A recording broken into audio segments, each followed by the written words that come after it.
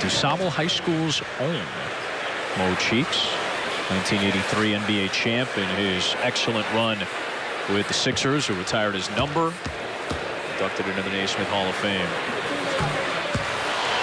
When you talk about Houston and being a dominant three-point shooting team, you know, they've got the record for 27 made three-pointers in a game. They're at 21 right now. Yep.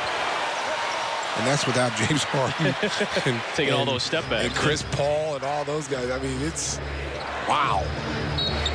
What a different looking roster that it was. Remember, CP3 and this team almost beat the Warriors. Had CP3 not gotten hurt a couple of years ago at the end of Game 6, they may have ended up in the finals or had the opportunity to play in an NBA Finals. And that's obviously what Harden is looking for with all of his talk and wanting to lead. Arcidiacono will draw a foul. No, they seem to me, Adam, to be playing the same style that they played under Dan Antonio. I think the difference, though, is that you've got a guy like Boogie Cousins who can now give you low post presence as well as be a threat at the three-point line, whereas Clint Capella couldn't do those things. He was just a set screen dive to the basket dunk. Chandler Hutchison will draw the bump and go to the free throw line. Go against. I bet a lot of fans are going to feel a little old right now. Kenyon Martin Jr. picks up the foul. Wow. K.J. Martin. He was just in high school 2 years ago. Played on the same team as Scottie Pippen's son, who's at Vanderbilt. Scottie Pippen Jr. He's at a few schools, Chaminade Prep in L.A., Sierra Canyon, where LeBron's son is playing. Yeah, that's where I saw Florida, him, Sierra Canyon. Sierra Canyon, yep. Played with Cassius Stanley and Scottie Pippen Jr. there. Hutchison with 8 points. Out there with Zach Norvell, who's defending against Thomas Hughes. Devon Dotson helping to defend against Mark Jones. Look at that. Vonleh with the block. There's Dotson with the left. Would not go. Offensive rebound, Vonleh. Norvell the extra pass to Satoransky for three. Good play. Good play. Good ball movement. Good hustle by Noah Vonleh with the block on one end. Offensive rebound assist on the other.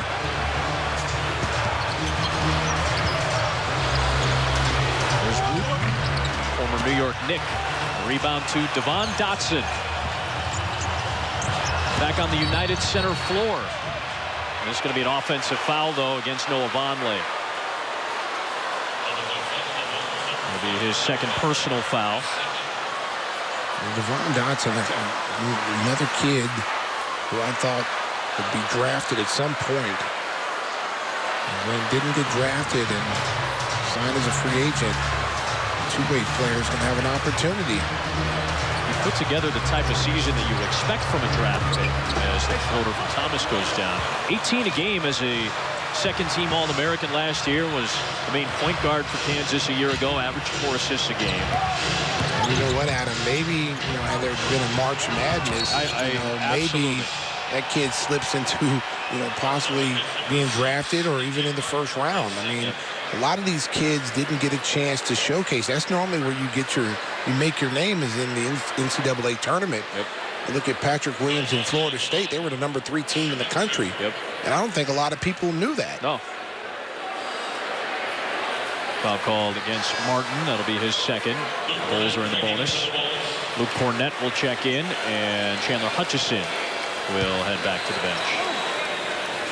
And right now, with the coronavirus going around, I mean, the more bodies you have, and the Bulls have an advantage, just like every other team has a minor league team that they can draw from. And you have your players down there playing, you can pull them up.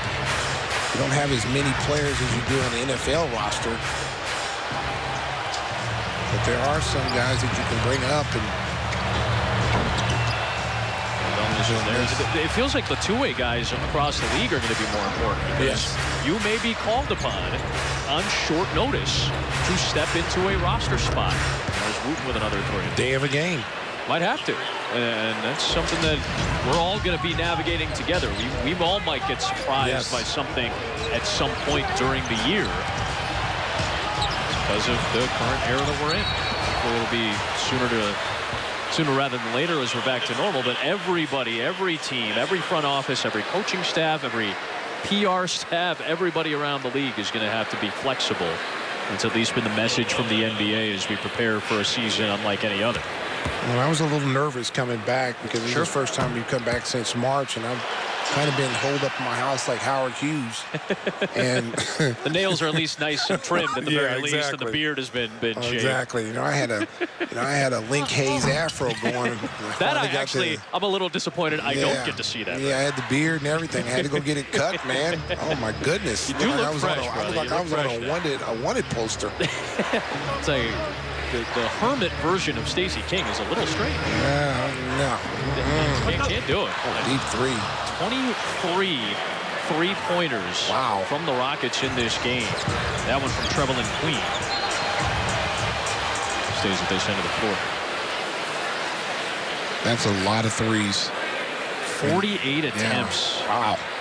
Now you said it, though. This is the game, right? They averaged about 40, and then it got up to 42, and then it got up to 43 and 44. That was typical for the Rockets the last several years. Well, and most of the teams now, I mean, you even saw it in the bubble with the Lakers. I mean, they're not afraid to go small ball. No. They're not afraid to put five guys. Denver, they're not afraid to put five guys on the floor that are floor spacers that can attack you off the bounce and create for other people. Well, that speaks to some of the choices in the draft, not only for the Bulls, but for several teams. They want more Patrick Williams-type players, 1 through 4 at worst. You want to be able to get athletic guys who can guard 1 through 4, and Williams a guy who can guard 1 through 5, depending on the personnel. Well, the versatility is so important. Yeah. You know, the more players that you can get that can do multiple things, you know, it makes your team that much better. First on Cornette, fourth on the Bulls, sending Mason Jones to the free throw line for the Rockets. You know, Billy Donovan at his disposal, you know, he's going to have rosters where he can play small ball. Yeah. You know, open the floor up a little bit. He's going to have that versatility to do that. And he can also go big. But I think right now the key for the Bulls is to really focus on the defensive end. Yep. I mean, because what we've seen here in the early nights, a lot of easy breakdowns, you know, single screens at the top. They've got to, you know, fight through screens, really commit to the defensive end because the offense will come. It's going to come. They can score. We know that. But that defense has got to be their staple point every single night. And when they play in here, it's a good steal by Dotson. Devon Dotson to the rim, missed it. Satoransky's there. That was deterred by Queen.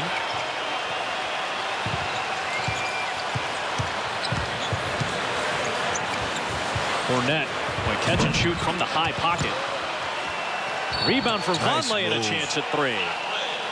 Bully in the sandbox. Offensive rebound right there, the third on that possession. Here it is, shot goes up by Luke. Now watch Vonleh. Offensive rebound, doesn't stand at the three-point line, goes in and gets the shot, goes up strong.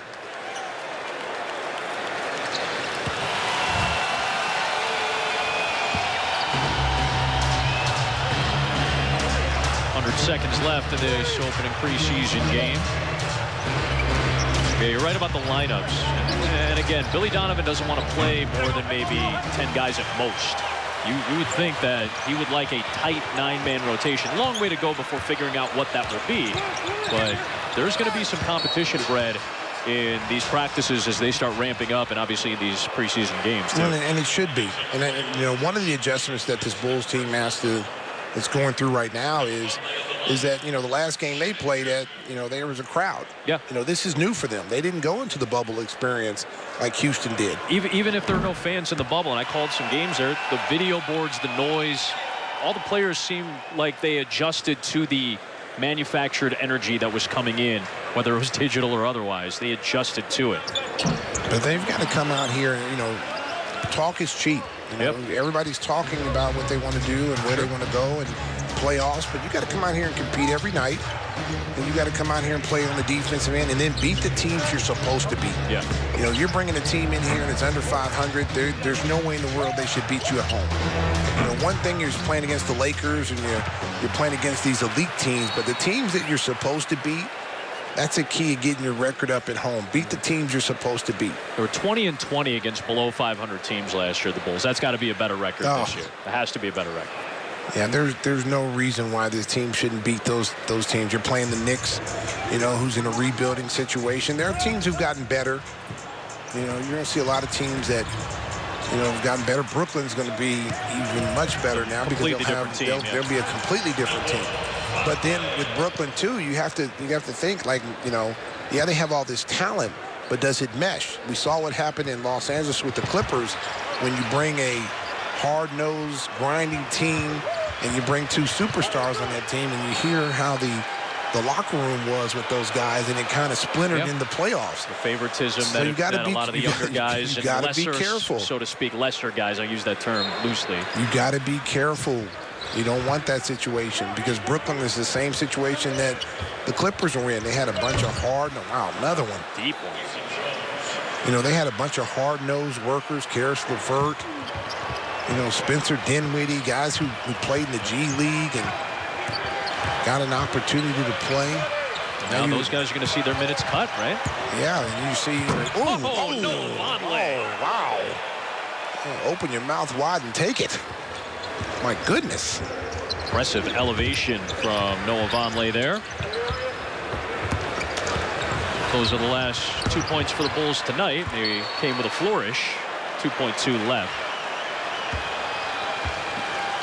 Devon Dotson will launch it away, and that'll take us